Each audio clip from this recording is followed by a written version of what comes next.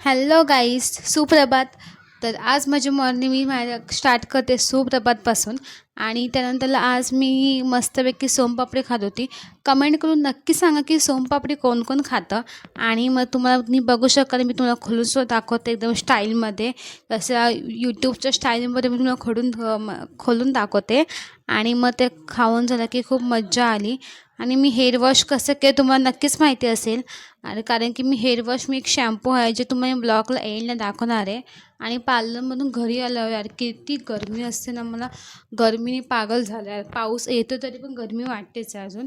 मस्तपैकी जेवून घेतलं, चपाती आणि भाजी, मस्त चवळीची भाजी आणि चपाती.